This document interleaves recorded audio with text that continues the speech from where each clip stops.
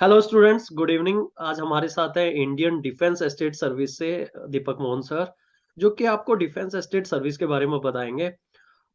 काफी अंडररेटेड मुझे लगा कि है, लेकिन it is one of the good service. ठीक है, तो ग्राउंड रियलिटी हमें पता चलेगी डिफेंस एस्टेट सर्विस के बारे में, जॉब प्रोफाइल क्या है, पर्क्स क्या है। क्योंकि अभी हमारा मेंस का रिजल्ट आया हुआ है, तो डेफ 2 में कैंडिडेट को ये भरना है कि कौन सी प्रेफरेंस पे इंडियन डिफेंस एस्टेट सर्विस को रखा जा सकता है। तो सबसे पहले तो दीपक मोहन सर, आपका वेलकम है आईएएस सेतु के इस प्लेटफॉर्म पे। Thank you Amit. तो kindly just guide our student और just guide the student about Indian defence estate Service, कि क्या जॉब प्रोफाइल रहता है, क्या पर्क्स हैं, और डेफ में वो किस प्रेफरेंस पे इसको रख सकते हैं। First of all, a brief introduction about myself. I am Deepak Mohan. I am an officer of Indian Defence Estate Service 2012 batch, presently posted as Chief Executive Officer, Jhansi Cantonment Board. जैसा कि Amit sir ने बताया कि we are having this discussion about to know about the profile of the Indian Defence Estate Service. हम सब लोग जब exam देते हैं तो इस स्टेज पे हमसे प्रेफरेंस पूछी जाती है सिविल सर्विसेज एग्जामिनेशन में। तो about the Indian defence estate service, तो जैसा कि नाम से ही आपको लगता है डिफेंस एस्टेट्स, तो बेसिकली जो मिनिस्ट्री ऑफ डिफेंस है, तो ये इंडियन डिफेंस एस्टेट सर्विस का जो पेरेंट डिपार्टमेंट है, that is defence estate department. It is part of the ministry of defence, government of India. We are the official advisor to the government of India, ministry of defence and arm forces in respect of the defence and cantonment matters. पूरे India में बहुत सारी जमीन, मतलब ministry of defence के पास सबसे ज्यादा जमीन है in terms of the central government departments. तो उस जमीन का प्रॉपर यूटिलाइजेशन कैसे करना है, उस जमीन के रिकॉर्ड्स कैसे रखने हैं, उस जमीन से जो लिटिगेशंस वगैरह होते हैं उनको कैसे मैनेज करना है, कैसे हैंडल करना है, तो इन सब चीजों पे डिफेंस स्टेट डिपार्टमेंट गवर्नमेंट को और आर्म फोर्सेस को एडवाइज करता है. वो जो इंडियन डिफेंस स्टेट सर्विस जो है, एक बहुत छोटी सर्विस है in terms of cadre strength. तो टोटल सर्विस के ऑफिसर्स जो हैं वो दैट इज 189 ऑफिसर्स. तो it's a very small department relatively. और जो हमारे हेड होते हैं that is director general Defence Estates, जो दिल्ली हेडक्वार्टर में बैठते हैं. He reports to the ministry of Defence. और बाकी सारा जो फील्ड पूरा ऑर्गेनाइजेशन है वो उनको रिपोर्ट करता है. बाकी हमारे जो काम है उस वो दो पैरेलल चैनल्स में बटे हुए हैं. One part is the land administration. जैसे मैंने आपको बताया कि गवर्नमेंट ऑफ इंडिया के पास बहुत सारी जमीन है, और जो हमारी आर्म फोर्सेज है, Indian army, navy, air force, coast guard, जो मिनिस्ट्री ऑफ डिफेंस का पार्ट है, तो उनको जो भी जमीन चाहिए, अगर कोई नई स्टैब्लिशमेंट बनानी है, कोई नया एक्सपेंशन चल रहा है, तो जमीन जो एक्वायर की जाती है, तो डिफेंस स्टेट डिपार्टमेंट के थ्रू जमीन एक्वायर की जाती है. कोई नई बिल्डिंग हायर करनी है, कोई जमीन हायरिंग पे लेनी है, तो डिफेंस स्टेट डिपार्टमेंट के थ्रू ली जाती है. तो उसमें एक दो हमारे चैनल्स हैं, दो तरह के जॉब प्रोफाइल हैं. एक होता है डिफेंस एस्टेट ऑफिसर, एक होता है chief executive officer of the cantonment board. पूरे कंट्री के अंदर हमारे पास 38 डिफेंस एस्टेट ऑफिसेज हैं. पूरे कंट्री को 38 डिफेंस एस्टेट ऑफिसेज में डिवाइड किया गया है. तो ये जो डिफेंस एस्टेट ऑफिसर्स हैं, जहां जहां पे उनका जो जुरिस्डिक्शन है, which is spread over some districts. कुछ छोटे स्टेट्स के अंदर तो एक ही डिफेंस स्टेट ऑफिसर होते हैं. कुछ को डिफेंस स्टेट ऑफिसर के मल्टीपल जुरिस्डिक्शन, मतलब एक से ज्यादा स्टेट में उनका जुरिस्डिक्शन रहा है. जैसे फॉर एग्जांपल, मैं खुद defence state officer Siliguri circle रहा हूँ. तो ओके। सिलीगुड़ी जो है नॉर्थ बंगाल में है, तो मेरा जो जुरिस्डिक्शन था वो नॉर्थ बंगाल प्लस पूरा सिक्किम प्लस कुछ पार्ट ऑफ बिहार थे. लाइक 6 डिस्ट्रिक्ट ऑफ बिहार मेरे अंडर थे. तो वहां पे जितनी भी डिफेंस की स्टैब्लिशमेंट है, वहां पे एयरफोर्स भी थी, वहां पे इंडियन आर्मी भी थी. तो उनकी लैंड से रिलेटेड जो भी इश्यूज आते हैं, कोई जमीन उनको एक्वायर करनी है, कोई बिल्डिंग उनको हायर करनी है, तो defence estate officer is the agency ministry of defence के बिहाफ पे जो ये कार्य डिफेंस जो आर्म फोर्सेस है उनके लिए करती है. अब इसका ऑब्जेक्टिव ये है कि जो आर्म फोर्सेस है हमारी, वो एक अपने स्ट्रैटेजिक काम में लगी होती है. और लैंड से रिलेटेड जो इश्यूज हैं, आप जैसे जानते हैं, बहुत कॉम्प्लिकेटेड होते हैं. और over a period of time बहुत लिटिगेशियस भी हो गए हैं, बहुत ज्यादा मुकदमेबाजी भी होती है. तो इन सब चीजों को कहीं ना कहीं आर्म फोर्सेस से दूर रखने के लिए, जिससे कि वो अपने कोर जॉब से फोकस कर पाए, उसके लिए इस डिपार्टमेंट को बनाया गया। तो डिफेंस स्टेट ऑफिसर जो होता है वो लैंड रिकॉर्ड कीपर होता है मिनिस्टर ऑफ डिफेंस का, और कस्टोडियन ऑफ लैंड होता है। तो एक मोटा मोटा ये है कि जो जमीन के मुद्दे हैं उन पे जो एडवाइस करना है, जो लोकल कमांडर्स हैं आर्मी के या आर्म फोर्सेस के या भारत सरकार हेड ऑफिस लेवल पे भारत सरकार जो एडवाइस करना है, तो डिफेंस स्टेट ऑफिसर एंड उस हायरार्की के थ्रू उनको एडवाइस किया जाता है। उसके अलावा हमारे देश में 62 कैंटोनमेंट्स हैं। तो कैंटोनमेंट्स क्या है कि ब्रिटिश लेगेसी हैं। अंग्रेजों के जमाने में वो कैंटोनमेंट स्टैब्लिश हुई थी। जैसे पहली कैंटोनमेंट इंडिया में स्टैब्लिश हुई थी 1765 में बैरकपुर में। ओके। कैंटोनमेंट एक ऐसी जगह को कहा जाता है जहां पे ना सिर्फ आर्मी रह रही है, ना कि सिर्फ आर्म फोर्सेस रह रही है, बल्कि एक मिक्स पॉपुलेशन रहती है। वहां पे सिविलियंस भी रहते हैं। उनका एक जैसे एक इवोल्यूशन था कैंटोनमेंट्स का।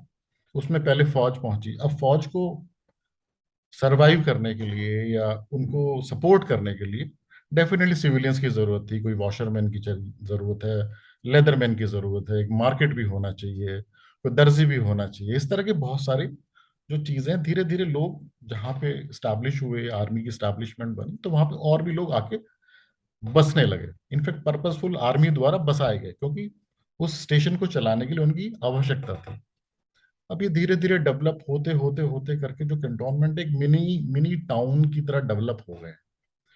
तो अब उस मिनी टाउन में जो सिविक एम्यूनिटीज है, जैसे हम नॉर्मली नगर पालिकाएं होती है हमारे पास, उसी तरह से कैंटोनमेंट बोर्ड्स होते हैं। जैसे आप दिल्ली में रह रहे हैं तो दिल्ली में एमसीडी है, उसी तरह दिल्ली में कैंटोनमेंट बोर्ड दिल्ली भी है। हम्म।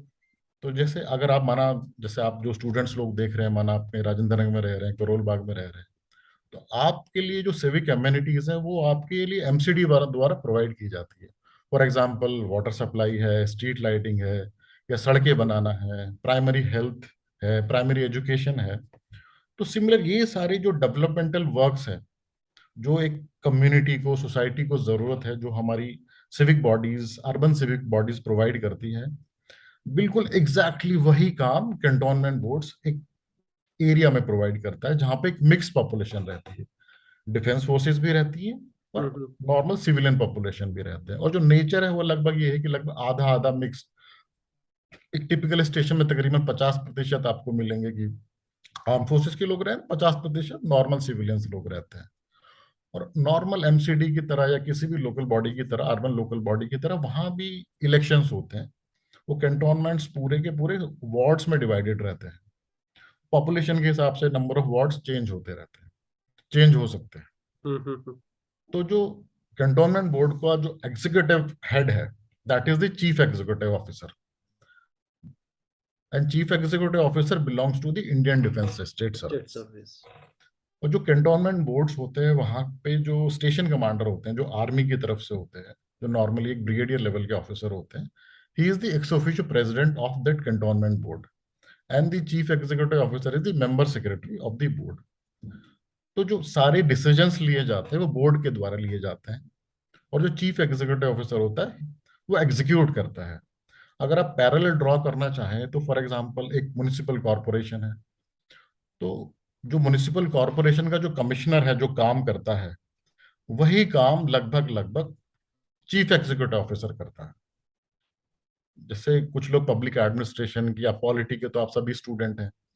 तो जो 74th अमेंडमेंट एक्ट के बाद एक शेड्यूल 12 ऐड हुआ था, जिसमें एक ड्यूटीज बताई गई थी अर्बन लोकल बॉडीज के लिए, वो सारी की सारी ड्यूटीज, सारे के सारे फंक्शंस हमारे ऊपर एप्लीकेबल है। We are a deemed municipality for all practical purposes. हमें गवर्नमेंट से ग्रांट मिलता है, हम अपने टैक्सेस लगा सकते हैं। तो मोटा मोटा ये एक जो एक अर्बन लोकल बॉडी है, तो cantonment board is urban local body. तो जो हमारे ऑफिसर्स हैं, इंडियन डिफेंस स्टेट सर्विस के ऑफिसर्स हैं, वो लार्जली ये दो प्रोफाइल में काम करते हैं। अब ये फील्ड ऑफिस में ये दो प्रोफाइल, ये दो ऑफिस होते हैं, chief executive officer of any cantonment board और defence state officer of any circle. जैसे मैंने आपको जी अमित, आप तो कुछ कहना अभी चाहते मैं नेक्स्ट क्वेश्चन पे आऊंगा दीपक मोहन जी। सर जैसा कि क्या है कि इसमें जॉब में कैसा प्रमोशन कैसा रहता है, और जो रिटायरमेंट बच्चों का रहता है कि स्टूडेंट का रिटायरमेंट के टाइम पे उनको क्या पोस्ट मिलने वाली है, मतलब लास्ट में 30-35 साल की जॉब करने के बाद किस हैं? जी लेवल पे वो पहुंच सकते हैं इसमें। जी जी जी। तो जैसे आपने, can you repeat the question, I forgot the first one. हाँ, ये कि जॉब में प्रमोशन कैसे रहता है और रिटायरमेंट के टाइम पे किस एपेक्स पोजीशन पे वो पहुंचने पहुंचने राइट वाले राइट। हैं। देखिए प्रमोशन का तो ये है कि जो जितने भी Indian defence service is a central service, it is not a all India service as you all know. All India service only IAS IPS and Indian forest service, जिसका अलग से एग्जाम होता है। हम्म। तो जो बाकी सेंट्रल सर्विसेज हैं, promotion का लेवल वही है, that you start from the junior time scale, then goes to senior time scale, junior administrative grade, selection grade, senior administrative grade, that is equivalent to the joint secretary to the government of India. तो लगभग जो इतनी सभी services में यही promotion का channel होता है। उनकी जो डेजिग्नेशन है पोस्टिंग से हर डिपार्टमेंट की अलग होती जाती है। तो जो हमारे डिपार्टमेंट में प्रेजेंटली है, थोड़ा प्रमोशन एस्पेक्ट जो है, नॉर्मली गवर्नमेंट की गाइडलाइंस हैं, आप रिक्रूटमेंट रूल्स होते हैं, उसमें मिनिमम क्वालिफिकेशन ऑफ सर्विस होती है कि लाइक अगर आप जूनियर टाइम स्केल से सीनियर टाइम स्केल में प्रमोट होंगे तो मिनिमम 4 इयर्स की क्वालिफाइंग सर्विस रिक्वायर्ड होती है। तो कुछ डिपार्टमेंट्स हैं जो बड़े डिपार्टमेंट्स हैं, फॉर एग्जांपल अगर मैं कंसीडर करूं audit and accounts department, that has a very good promotions in the sense कि उनके फास्टर प्रमोशंस होते हैं। ओके। डिफेंस स्टेट में क्या है कि प्रमोशन थोड़ा सा स्लो है, लाइक एक 6 महीने या साल भर का लैग रहता है, बट मिलता सबको है। जो ओके। जो एक मिनिमम क्वालिफाइंग सर्विस है उससे थोड़ा सा लैग रहता है, बट अदरवाइज मिलता सबको है। क्योंकि इसका रीजन ये है कि जितने भी प्रमोशंस होते हैं ये आपके वैकेंसी बेस्ड होते हैं। जितना आपका बड़ा डिपार्टमेंट होगा उतने ही सीनियर लेवल पे ज्यादा पोस्ट होंगे। ज्यादा पोस्ट होंगी, ज्यादा लोग रिटायर होंगे, बिल्कुल। प्रसाद मिलना सबको है वैसे। Right right right. जैसे मैंने आपको बताया कि हमारी सर्विस का एक बहुत छोटी सर्विस छोटी है। सर्विस है। तो हमारी सर्विस में 189 सर्विसेज में जो, आपके सेकंड क्वेश्चन को मैं इसी से जोड़ देता हूं, जैसे आपने बताया कि हम रिटायरमेंट के टाइम हम कहाँ तक पहुंच सकते हैं, officer of A defence state service कहाँ तक राइज कर सकता है। तो हमारे डिपार्टमेंट की एक अच्छी चीज है कि it is headed by a Indian defence state service officer only. Okay. The highest officer of our department is director general defence states. He is apex level officer that is equivalent to the secretary to the government of India. But ये है कि that is only one post. तो अगर एक batch में मान के चलिए 10 लोग हैं, 10 लोग हैं। तो यू कैन इमेजिन कि जो यंगेस्ट होगा he will get to become and the others will retire below that level. तो जो हमारे डिपार्टमेंट की हायरार्की है, अगर हम टॉप से बात करें तो टॉप में तो डिफेंस स्टेट्स जो बता डायरेक्टर जनरल डिफेंस स्टेट्स होते हैं। उसके अलावा पूरा कंट्री जो है, आर्म आर्म फोर्सेस के पॉइंट ऑफ व्यू से, आर्मी के पॉइंट ऑफ व्यू से 6 पार्ट्स में डिवाइडेड है। उन पार्ट्स को बोलते हैं कमांड्स, राइट। तो जैसे कि नर्दर्न कमांड है, आपने जैसे वेस्टर्न कमांड सुना सुना, होगा। काफी ईस्टर्न मूवीज में कमांड सुना है, है। वेस्टर्न हाँ। कमांड है, सेंट्रल कमांड है। तो ऐसे कुल मिला के 6 जोग्राफिकल कमांड है आर्मी के। तो वहीं पे हमारे 6 डिफेंस स्टेट के कमांड ऑफिस हैं, they are called directorates. They are colocated with the armies command. Like आपका चंडीगढ़ में है हमारा, तो जस्ट वेस्टर्न कमांड चंडीगढ़ में है। ओके। ईस्टर्न कमांड आर्मी का कैलकाटा में है, तो हमारा भी कमांड, ईस्टर्न कमांड का जो हेडक्वार्टर है दैट इज इन कैलकाटा। तो सिमिलरली पूना में अगर सदर्न कमांड का है तो हमारा भी सदर्न कमांड का जो हेडक्वार्टर है डिफेंस स्टेट का दैट इज देयर। तो 6 कमांड्स हैं and they are headed by a principal director defence state. He is HAG level officer, higher administrative grade officers, and that is equivalent to the additional secretary to the government of India. Okay. तो और एक उसी level के एक officer Delhi में बैठते हैं जो डायरेक्टर जनरल के को रिपोर्ट करते हैं, that is senior SADG, senior additional director general.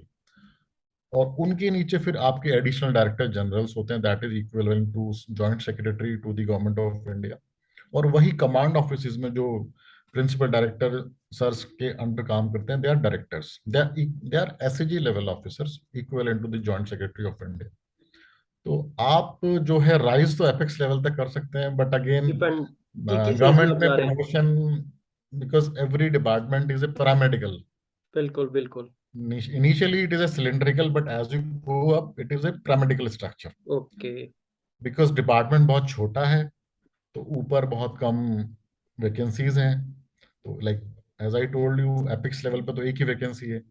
तो वो यंगेस्ट ही जा तो पाएगा। जो यंगेस्ट जा पाएगा तो वो रिटायर होगा, तो उनका नम हो सकता है कि दो बैचमेट्स हैं और दोनों का रिटायरमेंट एक ही मंथ में हो। तो one would be the director general, other would be the principal director. तो प्रिंसिपल ये एक डायरेक्टर। चीज रह जाएगी। तो ये इसका रीजन यही है कि ये तो सब डिपार्टमेंट। डिपार्टमेंट में है, वैसे राइट, सब में राइट, ऐसे ही है। मेरा थर्ड क्वेश्चन ये है कि पर्क्स मतलब क्या है कि घोड़ा गाड़ी, नौकर राइट, राइट, चाकर, राइट। बंगला, तो उस पॉइंट ऑफ व्यू से डिफेंस एस्टेट सर्विस कितनी बेटर है? अब आते हैं मेन क्वेश्चन के लिए, जैसे जिस जिस क्वेश्चन में आई थिंक कैंडिडेट्स का सबसे ज्यादा इंटरेस्ट होगा। अभी तक जो अमित सर ने और हमने बात की वो तो थोड़ा सा टेक्निकल एस्पेक्ट हो गया, थोड़ा सा आई थिंक इस स्टेज पे आप बहुत ज्यादा इंटरेस्टेड नहीं होगे कि आप कहाँ तक जाओगे और क्या बनोगे इस स्टेज पे, because everybody focus is on becoming IAS. तो सबका फोकस है कि आईएएस के आसपास क्या, या आईएएस क्यों। तो ठीक है, जो वर्क प्रोफाइल है वो सब चीजें तो हैं ही, लेकिन उसके जो पार्क्स होते हैं, तो आईएएस में हम सब सभी लोग सिविल सर्विस में इमेजिन करते हैं that we should have a good house, we should have a good car, we should have people around us who will work with us, work for us, our subordinates. घर में कुछ दो चार आपके साथ हेल्प के लिए भी आपके लोग मिल जाएं। तो उसमें जैसे मैंने आपको बताया कि हमारा दो चैनल्स हैं, मतलब दो फील्ड में दो वर्क प्रोफाइल है। One is the defence state officers profile, other is the chief executive officers profile. तो जब इंडियन डिफेंस स्टेट सर्विस में जब आप इंडक्ट होंगे, हाँ एक चीज मैं थोड़ा सा इसमें ऐड करना चाहूंगा। चलो इस पे हम थोड़ी देर बाद बात करेंगे, पहले हम पक्ष पे बात कर लेते हैं। तो जब आपको पहली आपकी पोस्टिंग मिलेगी, तो वो मिलेगी as a chief executive officer of a cantonment board. आप यंग ऑफिसर होंगे, प्रोबेशन में होंगे, तो ऑब्वियसली कैंटोनमेंट बोर्ड्स चार कैटेगरीज में डिवाइडेड है, A B C D। तो मोटा मोटा मान के चलिए जो बड़े कैंटोनमेंट्स है they are of A category cantonment. For example Delhi एक बड़ा कैंट है, या हैदराबाद के पास ट्विन सिटी है सिकंदराबाद, वो एक बड़ा कैंट है। ओके। पूना है, वो एक बड़ा कैंट है। तो वो भी आपको मिलेगा, बट लाइक 10 ईयर और 15 ईयर्स डाउन द लाइन, उस सीनियरिटी के बाद आपको मिलेगा। लेकिन आप जैसे इंडक्ट होंगे तो आपको छोटे कैंटोनमेंट्स मिलेंगे। फॉर एग्जांपल कोई हिली कैंटोनमेंट जैसे कि नैनीताल है, चक्राता है। चकराता है, आपका डलहौजी है, आपका दार्जिलिंग के पास जला पहाड़ लबोंग है, शिलोंग है। इस नौकरी की एक अच्छी चीज है कि अगर आपको हिल स्टेशन का शौक है, तो every hill station almost has a cantonment board there. तो अगर अगर आप पहली पोस्टिंग पे जाते हैं, तो definitely you are gonna enjoy it in that sense. Posting भी हो सकती है, नहीं तो आपका बैचमेंट वहां मिलेगा, आपके लिए वो अरेंजमेंट तो कर मिलेंगे ही मिलेंगे, सकता वो है। तो मिलेंगे ही मिलेंगे, वो तो एक डेफिनेटली। बिकॉज हमारा डिपार्टमेंट जैसे डिफेंस एस्टेट का बताया कि थोड़ा सा रिसोर्सफुल डिपार्टमेंट है, तो we have got our resources. जैसे कि पहली पोस्टिंग आपको चीफ एग्जीक्यूटिव ऑफिसर की मिलेगी किसी भी कैंटोनमेंट में, छोटी कैंटोनमेंट में मिलेगी, तो पर वहां पे भी you will get a primary requirement, या हम लोगों का चाहत होती है कि will will get a good house. तो everybody will get not a house, he will get a bungalow.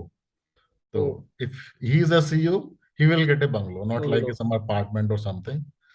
First posting you will get a bungalow. छोटा हो सकता है, बड़ा हो सकता है, डिपेंड करता है कि आपको कैसी पोस्टिंग मिलती है, बट एक बंगलो आपको मिलेगा डेफिनेटली। आपको एक अच्छी गाड़ी मिलेगी, गुड कार। अगर आप हिली स्टेशन में है तो सम काइंड ऑफ एसयूवी मिलेगा। अगर आप नॉर्मल प्लेन स्टेशन में है तो जो एक स्टैंडर्ड गवर्नमेंट की तरफ से ऑथराइज कार है वो मिलेगी, आपको ड्राइवर मिलेगा। अब कोई भी कंटोनमेंट क्या है कि म्युनिसिपल बॉडी है, तो थोड़ा सा मैन पावर रिच बॉडीज होते हैं। तो आपके अंडर में 100-200 तो मिनिमम लोग काम कर ही रहे होंगे। तो दैट वेज आपको घर में थोड़ा हेल्प मिल जाएगा। जैसे फॉर एग्जांपल आपको कुक मिल जाएगा, या आपको गार्डन मेंटेन करने के लिए माली मिल जाएगा, मालिक। या आपको एक हेल्प करने के लिए जो नॉर्मल घर के हाउस कोर्स होते हैं कि साफ सफाई, dusting, even take care of your clothes and all, तो some help you get it. तो that ways you will be taken care of very well, I would say. anybody in the government organization can, vouch for it. That way is the facility wise, and that is available you from your first posting, first first day से ही? not the first day. अच्छा, First day is the training part, na? नहीं training के बाद, वो तो Right, probationer हो right, गया ना? right. First, from the first posting, the day first you posting. join as a chief executive officer of cantonment board, so you will get all these facility. Because one more thing is that you are the head of your office also, so you will be having an independent charge. As I told you that the local station commander is the president. Technically he is your boss, but normally the administration part and the as the executive officer, the execution part is with you. So people who are working in the cantonment boards will be reporting to you. You will be reporting to the president if required, but everybody in the cantonment board would be reporting to you on any matter that would be discussed before the board. As I told you, there is a board. It's a political body. Half half, जैसे मैंने बताया, जैसे MCD है या कोई भी MCD. उसमें पार्षद होते हैं, तो यहाँ पे भी पार्षद होते हैं, सभासद होते हैं, काउंसलर्स होते हैं। तो वो उसमें हाफ हाफ पैरिटी है कि आधे लोग इलेक्टेड होते हैं और आधे लोग गवर्नमेंट की समाव कुछ नॉमिनेटेड है, कुछ एक्स ऑफिशियो है। तो एक पैरिटी होती है। फॉर एग्जांपल अगर 16 मेंबर का बोर्ड है तो 8 इलेक्टेड मेंबर्स होंगे, 8 एक्स ऑफिशियो गवर्नमेंट की तरफ से मेंबर्स होंगे। For example the station commander और the chief executive officer, he is the member secretary. तो एक पैरिटी मेंटेन होती है दोनों लोगों में, एक उस पैरिटी के हिसाब से कि भाई किसी को भी कंड्यू एडवांटेज ना मिले, जो भी डिसीजन हो मिल बांट के, जो in the best interest of the cantonment and the resident should be taken. So Deepak sir, एक क्विकली एक छोटा सा क्वेश्चन पूछ के कंक्लूड करूंगा सेशन को, कि अगर डिफेंस एस्टेट सर्विस को रखा जाए प्रेफरेंस में, डैफ टू अभी भरना है स्टूडेंट को, तो आपके अकॉर्डिंग मतलब कौन सी प्रेफरेंस रखी जाए? मतलब जैसे अगर स्टार्टिंग में आईएएस तो भरना ही है लोगों को, आईपीएस, आईएफएस, फिर रेवेन्यू सर्विस, रेलवे, तो उसके बाद मतलब इमीडिएटली रेलवे के बाद भरा जाए या उसके बाद कुछ गैप रख के भरा जाए इसको? मेरे ख्याल से आप इसको अब ये प्रेफरेंस वाली बात है कि जैसे अभी रेलवे का जैसे आपने बताया, जो अभी रिसेंट न्यूज आई, तो रेलवे तो अभी आई थिंक उसको तो अलग ही कर आईआरएमएस दिया ये है, लास्ट बैच आईआरएमएस। है। ये हाँ लास्ट जिससे बैच है जो सिविल सर्विसेज के अंडर हो रहा है, हाँ नहीं तो यूपीएससी इसके लिए अलग एग्जाम कंडक्ट कर रही है नेक्स्ट ईयर से। हाँ, तो आई थिंक रेलवे वाला ऑप्शन तो नेक्स्ट ईयर से चला जाएगा, इस बार शायद है, जैसे अमित सर बता रहे हैं। तो आई थिंक रेलवे और इसमें कंपटीशन आप मतलब इन द सेंस कि दोनों बराबर सा है, दोनों का थोड़ा सा नेचर डिफरेंट है। कि क्योंकि हमारी जॉब में जो डिफेंस स्टेट सर्विस का जो प्रोफाइल है, बहुत, अगर आप प्रोफाइल को कंपेयर करें with the IAS, it is exactly the same, only difference is of the scale. Yes, IAS IAS का पूरा जो डिस्ट्रिक्ट के स्केल लिए कर रहा है, आप वो उसके लिए पूरा कर रहे हो। डिस्ट्रिक्ट के लिए कर रहे हैं, या वो म्युनिसिपल कमिश्नर है, तो they are doing for a larger population. Hmm. As the CEO, even as the DO, defence state officer में रेगुलेटरी एडमिनिस्ट्रेशन पूरा का पूरा कलेक्टर वाला है। जैसे कलेक्टर एक लैंड रेवेन्यू एडमिनिस्ट्रेशन को हेड करते हैं, उसी तरह डिफेंस स्टेट ऑफिसर वही काम मिनिस्ट्री ऑफ डिफेंस के बिहाफ पे कर रहा होता है। तो वर्क वाइज वो अच्छा है, आपको बहुत अच्छे पर्क्स हैं। और now it is, I think it is for the individual to decide, but I guess it should हाँ, बी जिसको बंगला चाहिए, राइट। गाड़ी चाहिए, तो वो तो है ही है। बाकी काफी सारी अलाइड सर्विसेज जिसमें ये नहीं मिल पाता, जो दिल्ली में पोस्टेड है मेनली, तो राइट उनको तो राइट 2 BHK टाइप ही मिल पाता है। I think that kind of facility you will get only in the IAS, IPS, in railways definitely. Railway में दैट इज ट्रैफिक सर्विस, कुछ एक सर्विस तक है, traffic service and railways is there, they have the infrastructure. क्योंकि उनका खुद का ही land है। हाँ, खुद का ही लैंड है।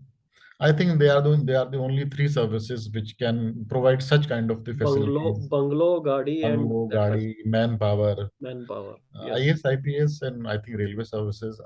I don't think there is any other service who have that kind of the infrastructure. चलो इसी शॉर्ट नोट पे हम खत्म करते हैं अपना session. Thank you Deepak sir for this wonderful information. काफी है कि मैंने देखा है काफी लोग सेशंस करते हैं आईएएस के साथ, बट डिफेंस स्टेट सर्विस के बारे में इतना इन्फॉर्मेशन नहीं है स्टूडेंट्स को। तो thank for this information. Thank you sir. Thank you, Amit. Thanks a lot.